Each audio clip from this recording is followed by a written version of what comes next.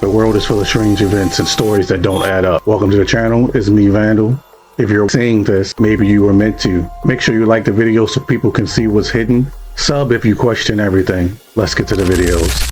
Mask costs £1,000 and is almost too realistic. This Italian special effects company is making these ultra-realistic silicone masks. It can even mimic your facial expressions, and they come in various skin tones and age categories. And just imagine how a government-graded versions look like if these commercial masks look like this, and the technology is only getting better. Do you think they look realistic? So I know everyone's on the Diddy case right now, but does anybody realize that CERN, the Hadron Collider, just alchemized lead into gold? Gold. That's a big deal. Oh, get out of there. No, it's a cult. She's in a cult. This is Scientology. It's literally a cult. You don't want to mess with it. She's going to lock you in. You better get out of there. It's a cult. Call it what you want. But if the IRS treat it like a boss fight, you should too. Hey guys, so if you think that the ice fall in Antarctica is interesting, jump down the North Pole rabbit hole and make sure you look up Black Rock Mountain. It's only found on old maps. And it might explain the auroras. But yeah, check it out. It's quite interesting. Very disrespectful. You're being very disrespectful. Get out of his room. I am his wife. Oh yeah, I would have woke up. I don't give a damn if I was in a coma. I could have been dead. You would have went from a doctor to a patient. Yeah, critical condition. What is wrong with you? I don't know about you, but in most places around the world, when you play with somebody's wife, that's how you get sent to that underground slumber party. Hitting a coma's patient's wife? That's not disrespect. That's a death wish. Alright, so check this out. This is something I noticed not that long ago. This right here is Breakfast in America by Supertramp from 1979, right? Look at this. You're in an airplane window. We got the two towers right there. What does that say above it? Come on. So the world is supposed to be ending on Tuesday. Did y'all know that? What are y'all gonna do? Y'all gonna throw something on the grill? Okay, and apparently two people were talking to a Ouija board since 2013, and the Ouija board conjured up somebody named Seven. Seven has been like predicting actual things that's been happening in this world. So maybe Seven said that the world is going to end on Tuesday, May 28th, I believe.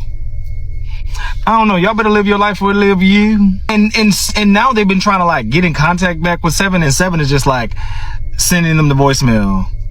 And Seven is just spitting up gibberish. And then Seven is saying swim. Shit, I thought it was fire next time. What you mean swim? Put these Ouija boards down and stop playing with shit. I guess the spirit's got his time wrong. Maybe that's why it's ghosting them. We're still here, right? Have any of you heard that strange rumor going around that there are prehistoric creatures on North Sentinel Island? For those of you who may not know, North Sentinel Island is a place located in the area of India. It's well known for having a tribe that is completely cut off from the world and still in the Stone Age. The tribe is also well known for being extremely hostile towards anyone that tries to get onto the island or come near it, and there are laws in place by India prohibiting anyone from going on the island anyway. However, according to articles and rumors on the deep web, somebody snuck onto the island anyway and witnessed a variety of animals that were supposed to be extinct. There's obviously no evidence behind that, and those are probably just simple rumors, but I do find it interesting that about a month ago, an American tourist got arrested for sneaking onto the island, trying to record the people there, and even leaving a can of Diet Coca-Cola as an offering. Now, I'm just surprised he even made it that far given how hostile the tribe is said to be, but there are people coming up with theories that his quick arrest by the Indian government wasn't just to protect himself or the tribe, but that there's something on the island that they don't want the rest of the world to see. Maybe it's those prehistoric creatures. He sends them a Diet Coke. No wonder why they attacked them. The thing with Hollywood is, man, it's the land that you come to make dreams come true. If you're not coming with an idea to the land, ain't nothing coming true. Can someone come to Hollywood and not do drugs? Yeah. And be successful? Oh, hell yeah. Just making sure. Hell yeah. Hell yeah. Just making sure. Hell yeah. That's easy. It's not a requirement. Bro, the requirement is you gotta say no to Diddy. If it's new booty in the building, you know he gonna get it. Don't take your girlfriend to a Diddy party. Nigga, you can take the bitch, but he wants you. He ain't worried about that bitch. he is not worried about that bitch at all. Okay, he ain't. They call him crazy, and that might be true, but he's been right about several things. He swears he's a vampire and claims that his entire family is too. Nick, a content creator, went viral back in 2020 after showing off his sharp fangs and color-changing eyes to the world. In his videos, he tries to convince his followers that everything is 100% real. No filters, no edits, no tricks. In some clips, he even calls for his brother, who appears with insane speed and reveals he has fangs too. In another video, Nick shows off a sun protection ring, and since many started calling him a fake, he says he's going to prove his speed using a stopwatch. And then it gets weirder. To prove once and for all that his teeth are real, he grabs a perfect apple, shows it's untouched, and that there's nothing in his mouth. Then he bites it hard, revealing whether those fangs are truly real or just another internet performance. The question is, do you really believe that he and his whole family are actual vampires, or is he just really good at editing? Good enough to fool thousands of people without them noticing? Because let's be honest, vampires don't exist unless you know something I don't. Those are filters, those are next gen. If not, someone better call Blade. Jesus Louise, has anybody seen Steve Harvey's page? The guy's getting obliterated. If you go to Steve Harvey's TikTok, the comment section, oh my God, you guys, ease up on the poor man. I can't even believe what's going on. But there's some of the funniest posts you've ever seen in your life. People are very creative, I would say. But yeah, you definitely have to go and check out his section. It's on his last video. If you click on him, then click on the first video that pops up in the links. His videos he's just absolutely getting obliterated. I mean, I can't even say. There's a post on there that says I slipped in baby oil on the way to the comments. You can't make this shit up. It looks like Steve Harvey TikTok is a war zone. Send thoughts or maybe some baby oil. How long have you been walking? All day? All day. Did you fly into Mexico and then walk the rest? Walk. But where did you fly into? What? Where did you fly into? What city? Only walking. How do you walk from India? Yes, are you from India too? Pakistan. Oh, Pakistan. No, Pakistan? Pakistan? Bangladesh. Keep in mind, he said Bangladesh. Did you guys fly into Mexico and then walk in the rest of the way? Walk? How did? I told you, gang, that America is lying to us, right? They're saying that they walked, like I've been telling you, they walked from India and they walked from Pakistan. Now, if you look at the old map of Tartaria, and this is what I've been saying, right? This is India. This is East India, East Pakistan, right? So here is Bangladesh, because that guy said he's from Bangladesh. So within this area, like I've been telling you, you could literally walk to America. They have been lying to us about where these people are, where we are. This is why those immigrants were taking buses, not planes. They were driving, getting dropped off to America. Y'all need to wake up. And if you think I'm capping, it says Bangla right here, India, extra. So on the old maps, right, Bangladesh is here. They walked to America. We starting to wake up, you guys. We starting to realize that when they talk about building a wall, it went over your heads to realize that the geographical area that they're talking about is a lie. The wall is just to confuse you, to try to keep you locked into the lies that they've been telling you ever since grade school. Now you know why they keep sending your jobs to India and China, because they're right around the corner. So let me get this straight. They walked from India to America. Somebody's lying here. Either it's the maps, but I think we both know what the answer is. Come on now. So a new form of bacteria was just found on China's space station. Let me repeat that. A new form of bacteria was just found on China's space station. Have y'all not seen the Aliens movies? Because I have seen the Aliens movies. But in all reality, this is actually really cool and not nearly as terrifying as it sounds, because this is just an adaptation of a known terrestrial bacteria. Basically, this known bacteria from Earth, when in space for a while, was able to adapt and mutate to its surroundings. And this is going to give us some scientific insight on how humans might be able to evolve and adapt to new surroundings off of this planet. Of course, in reality, all of that is kind of speculative at the moment, and it's way too soon to be able to assume that we're going to be able to figure anything like that out. But it does kind of indicate that human beings might be able to evolve to life on other planets, which would be a really good thing considering what we've done to this one so far. I don't know about y'all, but if we can evolve and mutate, I hope I get me a third pecker. A third? Well, a second one too. I'd need that first. Do y'all think this is cool news or an absolute horror show? Let me know down in the comments. Space bacteria adapting to survive in space, just like us, but with better work ethic. I got to this country 12 hours ago, and I'm already going back home. What I'm about to say is kind of important. I've been looking forward to this trip for the past 3 months. Yesterday I woke up at 1 in the morning to drive to the airport, and I have not fallen back asleep since. It is now 9 in the morning the next day. Okay, yesterday I got to the hotel, and the guy who was helping me bring my luggage up to my room, he says to me, "Oh, you're here by yourself?" I said, "Yeah," and he's in my room at this point. And he says, "Okay, I'll be back later, we can share this bed." And I was like, "No thank you, very funny." And he's like, "No, I'm being serious, I'll be back later, just wait for me." And I was like, "No thank you." So he leaves and let me lock the door.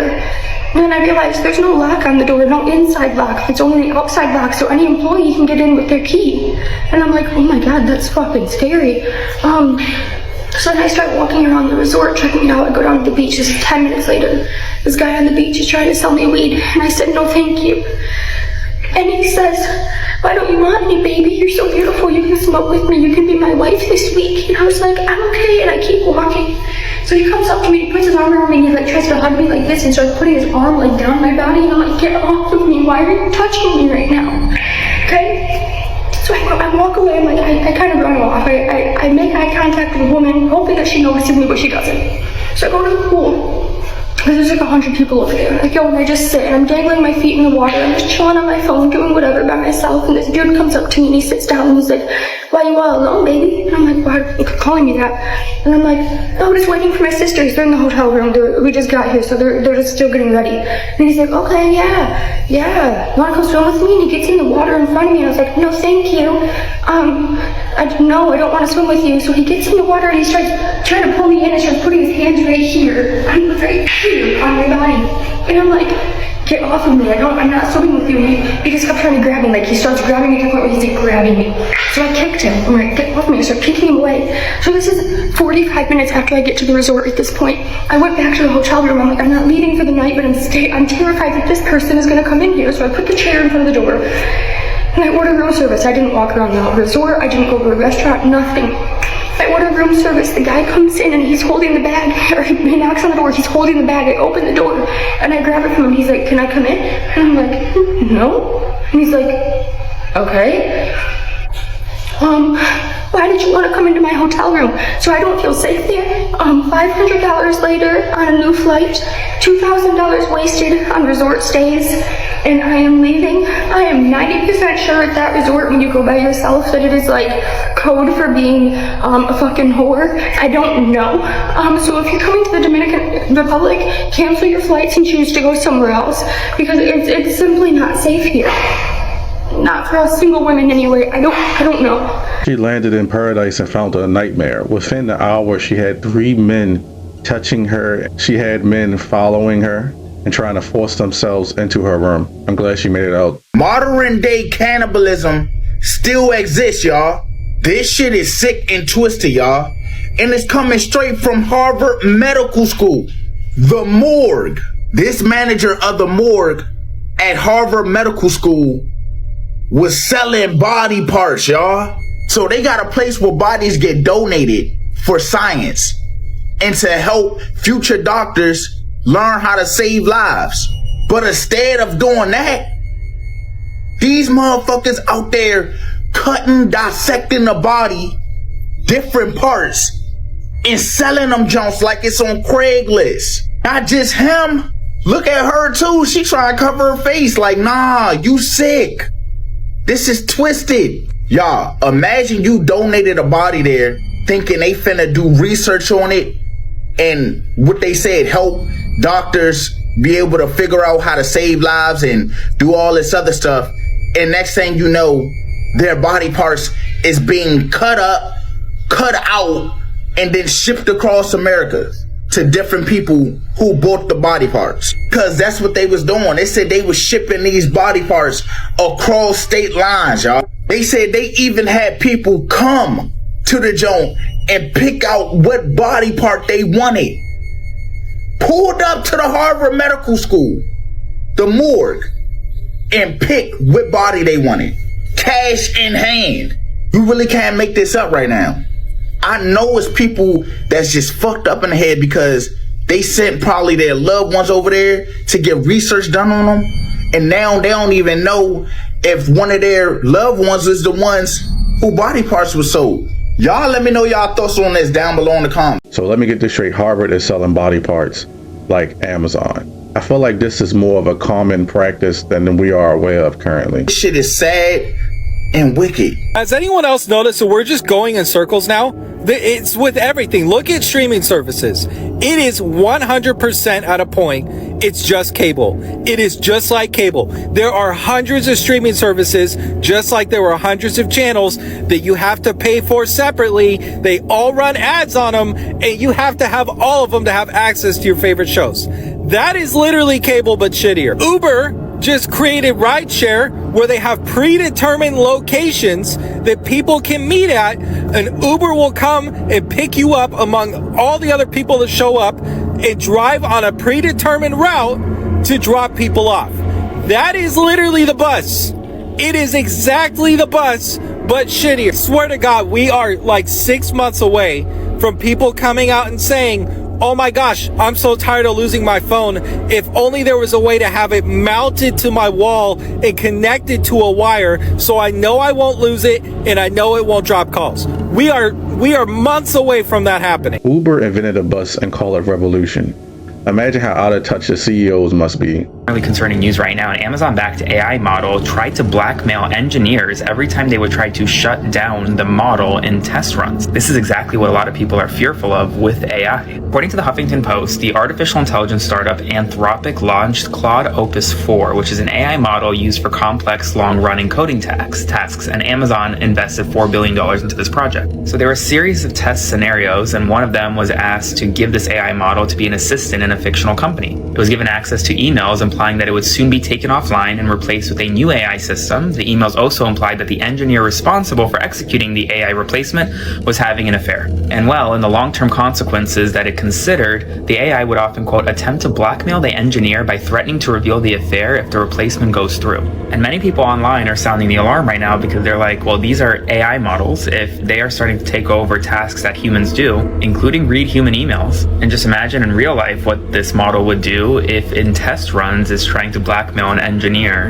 and potentially revealing an affair. Spread the word and follow along for all the news. You know, we all could just agree and come together and just be like, we don't want any more AI. But we know people aren't going to do that because it's all about the money, baby. You need to know about. I am absolutely shocked at this house. Like, nothing could have prepared me for it. It's in Tacoma, Washington, and at first I thought, not a bad place for the price. I saw this picture, I thought, okay, small bathroom, kind of a weird window placement, but whatever, no big deal, until I scrolled to this picture. And I kid you not, my jaw hit the floor. That is a whole ass decomp stain. Hello? Nowhere in the listing does it explain what this is. I even took it upon myself to look up the address.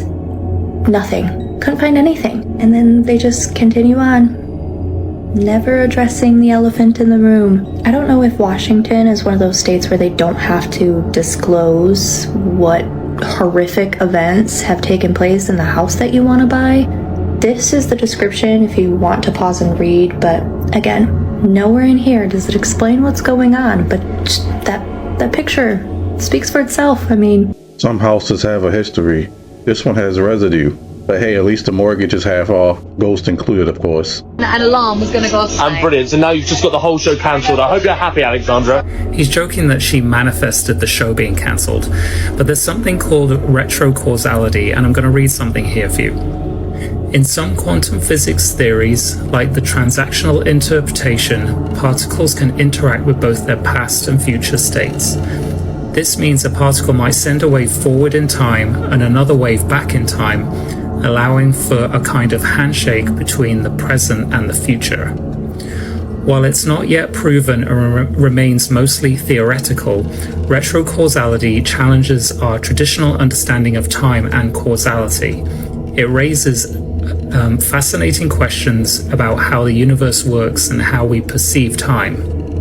So this handshake across time allows for the possibility of future events affecting the past. So when people say they're communicating with their higher self, it could be that they're communicating with their future self, who's then sending back messages and altering your course of action across time. There's a reason education sucks, and it's the same reason that it will never, ever, ever be fixed. Because the owners of this country don't want that. I'm talking about the real owners now. The big wealthy business interests that control things and make all the important decisions. Forget the politicians. The politicians are put there to give you the idea that you have freedom of choice. You don't. You have no choice. You have owners. They own you.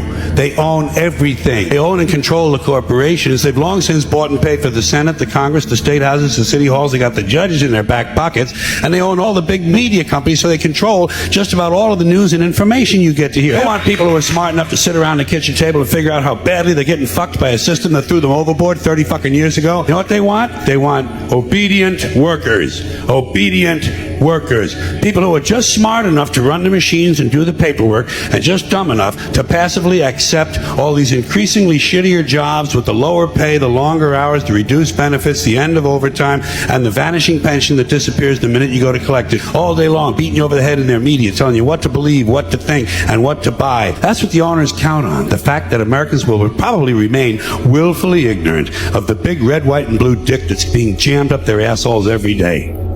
Because the owners of this country know the truth. It's called the American dream, because you have to be asleep to believe it. He's right. It was never about making us intelligent.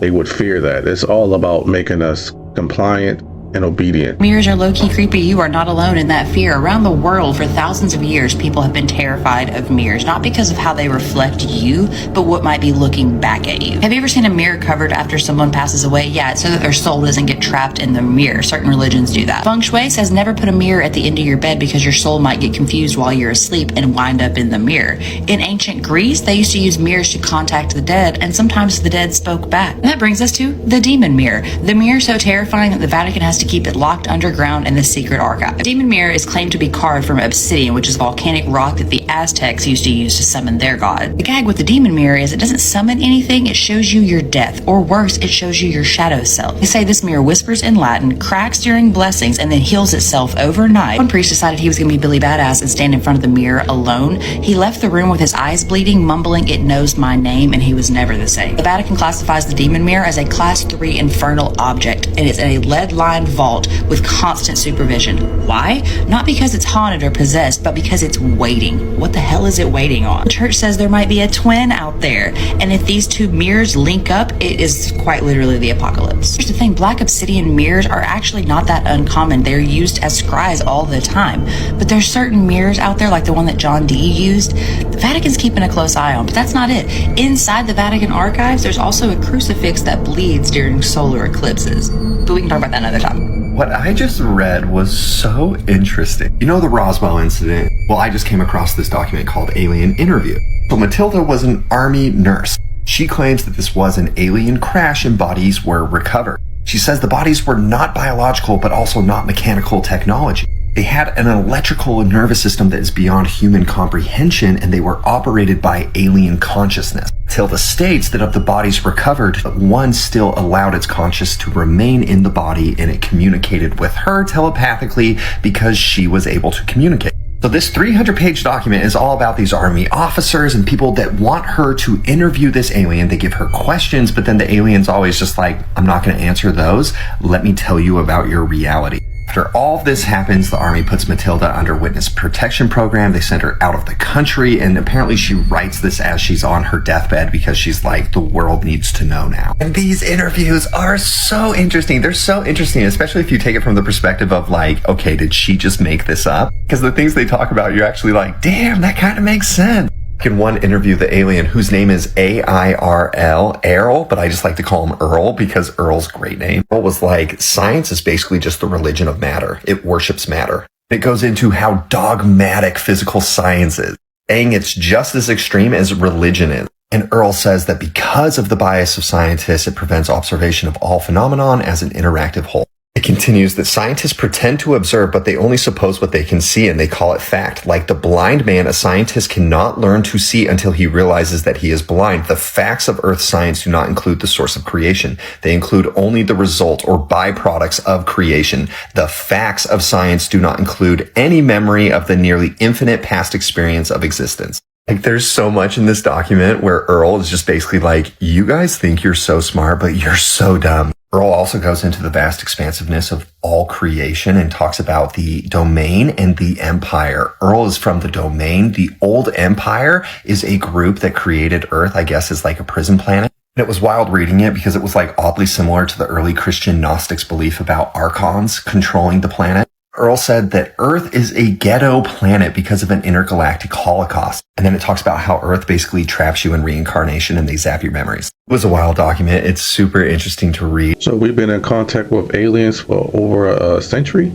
This story was sent in by someone who says that they worked at the Denver International Airport in maintenance, did not give me a job title, did not want their real name used. And what they said they saw there, you're not going to like. We all know the lore about Lucifer and the creepy murals, but just because this story contains the content that it does, I'm just going to go ahead and say that I can't prove the validity of any of these stories. This is just what someone sent me, and this is for entertainment purposes only. I'm going to call this person M, and M started their email by saying that they probably shouldn't be sending this, but they think that I'm one of the only people, and this audience is some of the only people that are going to believe them, because other people have said that this is basically just increasing paranoia. So take from this what you will, but this person worked in operations/maintenance and had access and clearance for some areas that are not generally accessible to the public. These areas inaccessible to the public are really nothing to write home about. They're just sublevels, maintenance corridors, and airside logistics zones, really just the guts of the place. But this person said they were writing because something is happening down there and something still might be happening down there. And there was a group of between 6 and 8 men wearing black suits and sunglasses that would show up around a specific gate between 3:30 and 3:40 in the morning. I'm not going to say the specific gate just in case that's sensitive information, but these people were not average business travelers. They had no name tags, no luggage, no chatter among them. They were dead silent.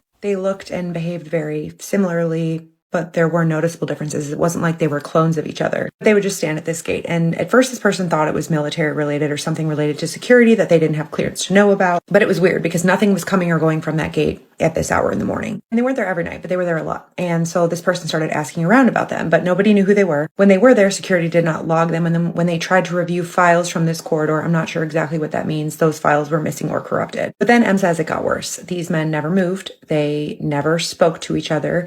But if you made eye contact with them, you felt it. M said it was like they were looking through you, like they knew everything that you had ever done wrong. At one point, they passed these people, and one of the men removed his sunglasses, and M said that his eyes were completely black, not like his pupils, like all of his eyes were completely black. M said there are tunnels beneath the C terminal that are not on any blueprint, but M has witnessed them. And this is where the men would go. One night, M followed them from a distance, moved in unison, silently, like their feet were barely touching the floor. They went toward a service elevator in sublevel 5, which M said is supposed to be inactive, but M heard it move. M says as M got closer, they swear that they saw one of the men holding a black triangle that looked like it was made of liquid.